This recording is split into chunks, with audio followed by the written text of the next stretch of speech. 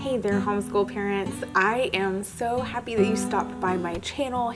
My name is Kelsey Smith. I am a homeschool mama, a business owner, and I am hoping to just use this space on the internet to share with you our lifestyle on our homestead here and maybe just encourage you on this journey that you are on. Homeschooling is no small undertaking, but you are well equipped to teach your children, and I'm so glad that you are considering homeschooling, or maybe you are in the trenches like me. And I wanted to put this video together to just share with you how I organize our homeschool year, kind of a high level view, as well as providing some details on how I prepare for the week as well, because I know that can feel overwhelming, it can feel daunting. We are starting our 4th year of homeschool here on Smith's Ridge. So I have to say that over the years, I've definitely adapted my methods to what works for our family. And I think that's important to do routinely along the way. In this video, I will be sharing with you the planner that I like to use, as well as the method that I use to outline our weeks, our lessons that need to be accomplished during the week, as well as how I outline the view of what our semester is going to look like. But before I dive into that, I want to say that I'm sharing this with you in hopes that you'll glean some information. Maybe it will encourage you, maybe it will help you, but you are going to get organized for your school year much differently than I do, because our situations are different, and I just hope that this video will be something that can be a helpful tool. With that, I wanted to start out by giving you guys a few tips.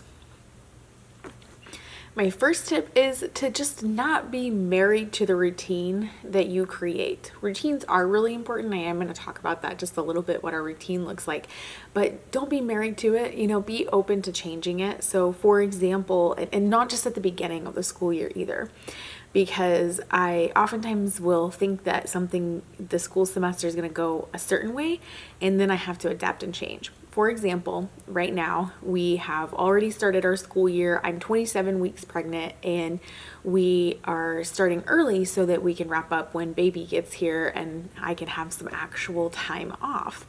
And I have found that after 3-4 weeks of school, I'm having a hard time focusing on my kids' work when I'm thinking about my work that I need to be accomplishing. My morning routine doesn't allow me to get as much work done as it used to because I'm doing farm chores. So I'm adjusting our schedule. I am going to start getting an hour of work done while my kids do some independent work or some independent reading and entertain themselves for just a little bit. And then I can be more clear-minded to focus on each of my kiddos and what they need and what our day needs to be comprised of. And I have to say, those kind of adjustments are rather common and very necessary. It's what works best for your home, for your house, for your schedule, and for your situation. Nobody else's. That is the beauty of homeschooling. So if I'm not able to give my 100% to my kiddos when I'm homeschooling them, that's really not fair to them, and it's really not mentally healthy for me. So tip number 1 is just don't be married to the routine that you establish. Be flexible and willing to adjust it. My second tip is to start with your non-negotiables when you're scheduling, and that is from a semester overview. I only look at it by semester because even that is pretty far out in terms of what can change within a family: interests, hobbies, activities, sports. So I like to look at just an overview of the semester and then break that down by weeks. When you're looking at your overview for your semester, your non-negotiables might be a family vacation, time off around the holidays. Somebody is scheduled to have surgery, we need to take medical time off. You can have that higher level view and say, these are the things that we must do each semester. And then same thing on a weekly level. We know that this kid has a lesson each Tuesday at 12:30. So we're going to be accommodating our schedule or flow for the day on Tuesdays around this lesson or this appointment that will be happening each week during the semester. So schedule your non-negotiables first and build everything else around that.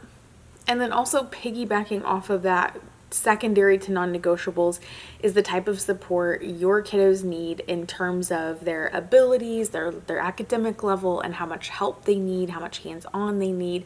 This is really important when scheduling your individual days. So we talked for a second just about the individual semesters, the weeks, and then now boiling down to the days. And we have to consider as parents, as the homeschool parent, who you're going to be working with at which time. So if you know that one kid always tends to need support with math, then you don't want to have your other child who always needs support with language arts working on those assignments at the same time, because then you're split in two different places and you're not able to really focus on what you're doing. Now, that said, we know as homeschool parents, we are multitaskers and sometimes that just happens. But when you're planning out your daily schedule, you will have room to breathe, hopefully, if you're able to schedule some of those or really consider what your kiddos' needs and support level needs to be each individual day.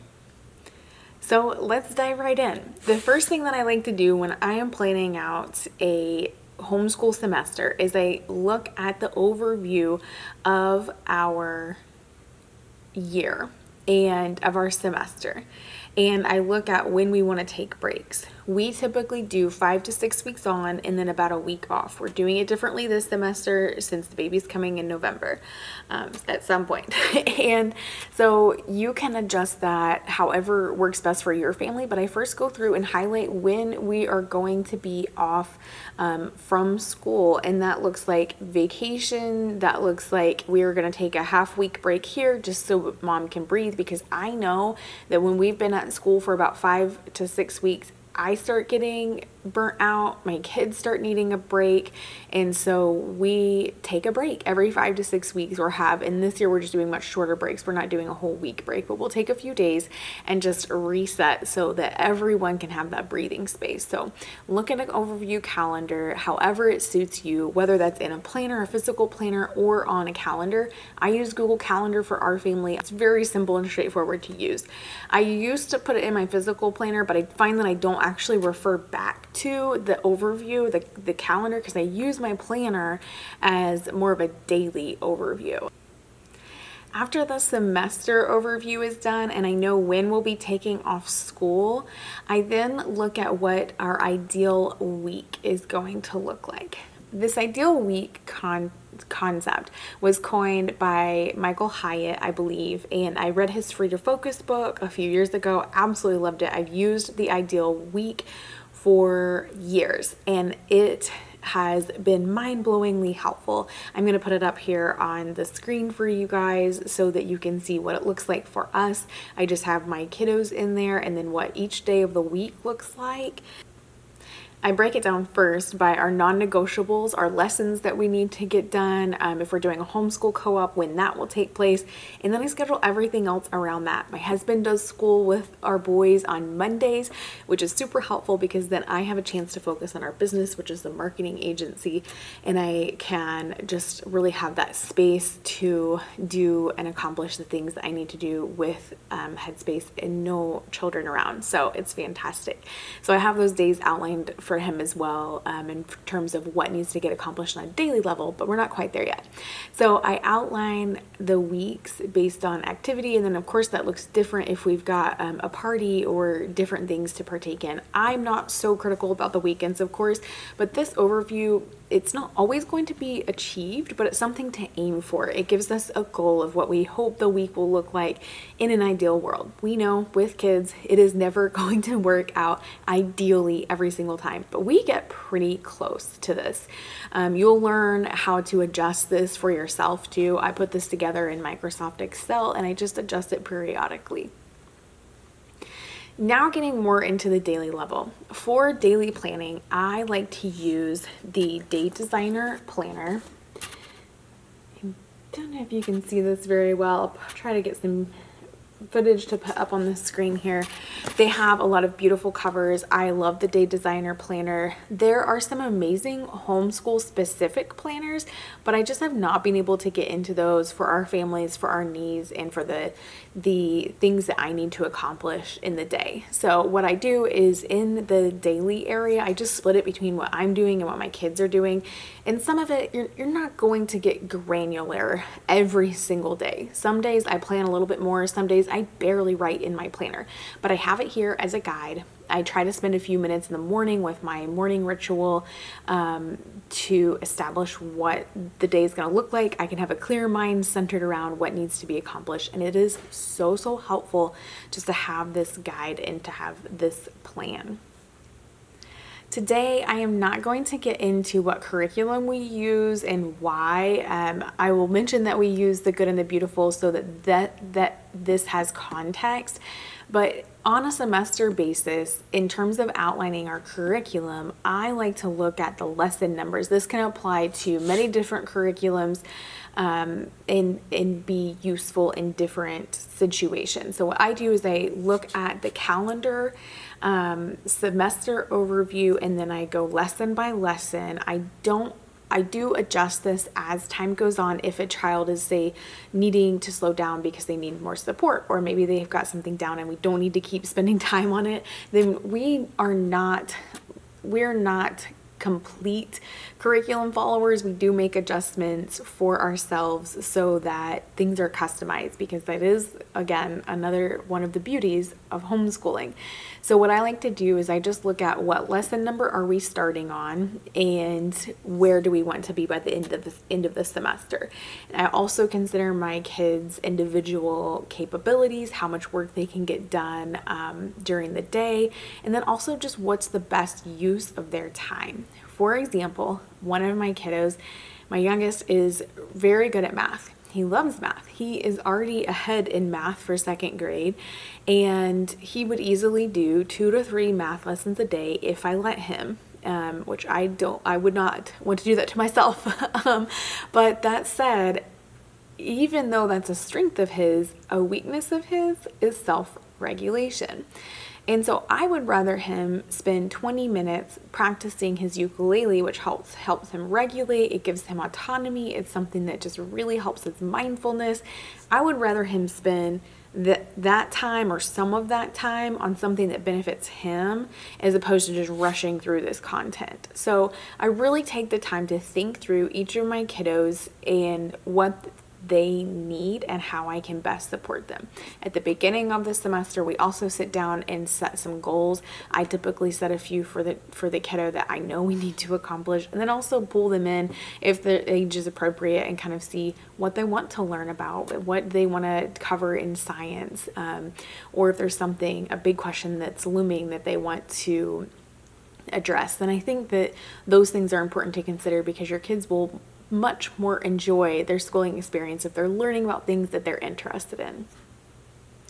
As far as a weekly preparation, I also do like to look at, this is when I will look at the individual lessons, and I'll go through and customize things. If we're not going to be doing the spelling words that are in the book, I'll be adjusting to what spelling words we'll be using.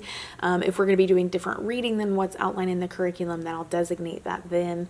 I also really like to spend time preparing for our history lesson, because it can be nice to do that ahead of time so that time is more fluid, and so that the kids feel more interested and plugged in, and I'm not stumbling around in the lesson. So preparing those ahead of time can be very helpful and can definitely increase confidence all the way around. During that time, I also like to look around and see if we have additional tools that can be utilized with the lesson. For example, if we're learning about 3D geometric shapes and we have a set of 3D shapes, then we might incorporate those into the lesson. That's a good time to see how you can make things more interesting and more customized for your kiddos. And it doesn't have to take a long time, especially if you're not the one who's building out the curriculum as you go.